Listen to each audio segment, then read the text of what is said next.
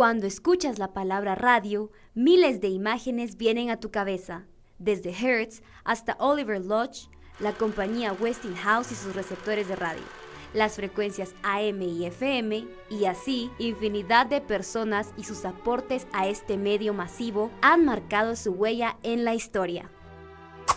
Julia Caballeros Paz alcanzó su éxito en 1929 con la primera transmisión de radio para la ciudad de Guatemala en TGA. Mucho antes de 1930, las personas económicamente pudientes ya contaban con un mueble de lujo en los que escuchaban radiotransmisiones de onda larga.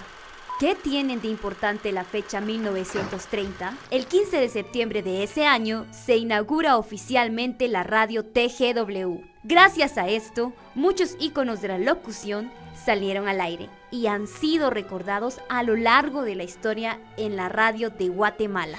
La TGW tiene una historia de 87 años, 84 años de historia. Es la primera radio, no es la primera radio que hubo en Guatemala. En el tiempo de Jorge Ubico fue que se instaló esta radio. La TGW comenzó con mensajes del gobierno, que era lo que transmitían principalmente. Era una radio gubernamental, sigue siendo la radio del gobierno, pero ha cambiado mucho su formato. Luego, en esta radio, en los años 50, 60, fue la época de oro de la radio. En Radio Morse fueron parte del staff de locutores deportivos Manuel Ángel Ponce, el Chipotle Ponce y el 4Fs, Francisco Fernando Fernández Fonseca, reconocidos por utilizar frases poéticas en sus narraciones deportivas. Radio Morse fue como que la primera estación de radio que hubo en el país. Era una radio rudimentaria. En aquel tiempo parece que transmitían cierto tipo de programas informativos. En el año de 1937, la radio TGW inició el primer programa dirigido a una audiencia infantil, con Tita Corina. ¿Cómo olvidar a Miguel Ángel Asturias y Francisco Soler? En 1938, con Diario al Aire, en 15 minutos transmitían informes del gobierno. Diario del Aire, radio periódico guatemalteco de información. En su edición del 1 de julio de 1938, difunde la voz de Guatemala en Guatemala, país de la asidua primavera. Antes que nada, una vidaris helada.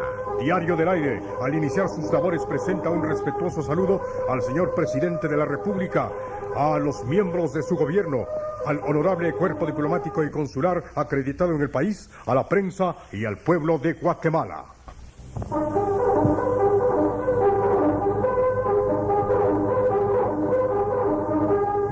Diario del Aire se despide de sus amigos hasta mañana a las 12:45 horas. Nuestro teléfono 2974 y nuestra dirección Buena Avenida Sur 78A.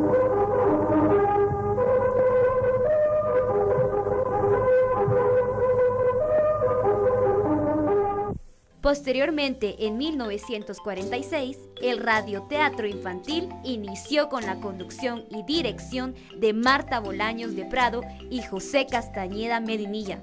No tuve el gusto de conocer a doña Marta Bolaños, pero ella también formó los primeros grupos de radioteatro aquí en Guatemala. Y sí estuve un tiempo ahí en radioteatro y pasábamos a hacer, bueno, en la TGW hacíamos casi que de todo, ¿verdad? Desde estar en la cabina, operar y poner música, atender a la gente que estaba y siempre con nuestros cursos de locución. En 1948 se inician las primeras radionovelas en manos de María Luisa Aragón, con obras como El misterio de la cumbre. Saltándonos así muchos años de invenciones, radios, programas y cambios importantes, llegamos a 1961, en donde surgió la primera radiodifusora que contenía un programa dirigido a la juventud, con locutores como Willy Maldonado, Jaime Paniagua Jr., Carlos El Charlie de León, Roberto Rodas y Carlos Gamboa. Radio Sensación, con música del recuerdo. Estas son las voces que le acompañan: Rodas, Gamboa, Del Cid, Yela, Rodas Molina, Mirón, Lorenzana y Molina. Con cariño y amistad hacia usted. Todos queremos a la sensación, porque es la mejor en programación. Todos la queremos, todos la queremos. En estas Navidades, Leonel Gamboa les desea sinceramente... Feliz Nochebuena, feliz Navidad. Desde Radio Sensación. Que siempre en tu vida haya amor y paz. Un caluroso abrazo para todos de Roberto Rodas Molina, para desearles Feliz Nochebuena, feliz Navidad. desde Radio Sensación. Que siempre en tu vida haya amor y paz. En nuestros estudios de Sexta Avenida 1045, Zona 1 Altos, tendremos el gusto de hacer la entrega de su disco Éxito a Elección, este martes de 9 a 12 y de 3 a 6 de la tarde.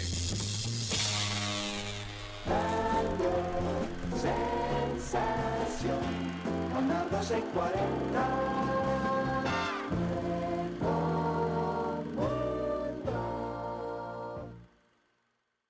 Y así, la lista crece y crece con hombres y mujeres que trascendieron. Moisés Jerez, Rafael Ovalle, Josué Morales, hasta llegar a tener el privilegio de seguir escuchando voces de la historia. Josué Morales es un locutor realmente versátil, productor e imitador guatemalteco. Actualmente alegra las mañanas en TGW 107.3 FM. Yo ingresé a la radio, digamos, ya a trabajar directamente, aunque siempre estuve vinculado porque yo heredé, como quien dice, esta profesión. De niño estuve vinculado en la radio. Cuando yo empecé a trabajar ya en serio en la radio, era la época de la radio robots. ¿A qué me refiero con eso? Hubo un tiempo que la radio era muy musical, música, y el locutor iba grabado. Generalmente el locutor ya solo decía la identificación de la radio o decía la hora grabada, y todo era grabado. Entonces era en la radio muy robótica, y en ese tiempo había muchas radios robots. Los conductores de radio generalmente tenían que ser muy precisos en decir el nombre, por ejemplo, el nombre de la canción o el nombre del artista que cantaba, y la radio tendía a ser muy musical. JJ Barrios, además de ser un locutor, productor y actor, es licenciado en Ciencias de la Comunicación. Actualmente conduce el programa A Todo Dar. La pasión la descubrí a los 8 o 9 años más o menos, que me gustaba hablar en público, que me gustaba esto de la radio, que me causaba emociones, que me emocionaba. Y soñaba yo escuchaba la radio y jugaba que era un locutor y que presentaba canciones. En aquel entonces escuchaba pues la radio que estaba de moda, que era la Estéreo Azul, que luego se convirtió en FM 95 y que ahora es 949. Con esa radio, con la WS, con Fresa, que eran como de los 80s, de mitad de los 80s, yo crecí soñando que era un locutor de radio. Y cuando llegó la hora de tomar una decisión, que me decía mi mamá, ¿y qué vas a estudiar? Comunicación. Y entonces empezamos a investigar y encontramos un colegio que se llamaba porque ya no existe, Centro de Estudios en Ciencias de la Comunicación, CESCO. Ahí estudié, de ahí me gradué de bachiller en Ciencias de la Comunicación y me gradué en el 89. Y en el 90, que empecé en la universidad, empecé a trabajar en radio. Empecé en Metro Stereo y no he parado desde 1990 para la fecha. Beatriz del Cid, quien desde hace más de 10 años se ganó el corazón de los oyentes en 94.9 Radio. Empecé en la televisión en un programa que se llamaba La Camioneta, que era una telerevista juvenil que salía por cable, que era muy bonito el proyecto porque tenía, pues como buena telerevista, diferentes segmentos, ¿no? Pero en este caso trataba de no ser tan boba y superficial, que muchas veces, hasta el día de hoy, cuando pensamos en público joven, pensamos que sí o sí tiene que haber bobería y superficialidad, y no es cierto. Claro, hay humor, hay relajación, hay una comunicación mucho más coloquial, si querés, y hay ciertas características que tienen los programas juveniles, ciertas que tienen los programas infantiles, los programas, etcétera, ¿no? Pero este programa buscaba alejarse de ese concepto ya preestablecido de que los programas para jóvenes tienen que ser bobos y superficiales, y entonces tenía un segmento de política, un segmento de deporte, un segmento de arte, un segmento de un tema social. Entonces así empecé en la tele, en este programa que se llamaba La Camioneta. Paralelamente, poquito tiempo después de que empecé en este programa, empecé también en la radio. Tuve oportunidad de empezar en RCN, que es donde todavía estoy, muchos años después. Mientras eso pasaba, también empecé a conocer la parte comercial de la locución y me interesé, entonces hice un demo, llevé mi demo a algunos estudios, traté de hacer contactos, y entonces ya empezaron a llamarme de estudios de grabación, tanto para hacer jingles como para hacer locuciones comerciales. Todo tiene que ver también con la proyección de tu voz. En este caso, si estamos hablando de locución y de presentación en televisión, la proyección de tu voz, tu dicción, la manera en que te presentas, la manera que usas todo tu cuerpo para comunicar, para mí sí hay un enlace directo entre lo que yo hago de manera profesional, o sea, mi trabajo de todos los días, y esta parte más artística de ponerme frente a una cámara para actuar o sobre un escenario para una obra de teatro. Esa ha sido mi trayectoria, más o menos. Muchas voces detrás de un micrófono. Tantas personas que han hecho que nuestra imaginación vuele, que nuestro corazón sienta y que nuestra cabeza razone. Cada uno ha trascendido y seguirá trazando una historia mientras la radio siga viva.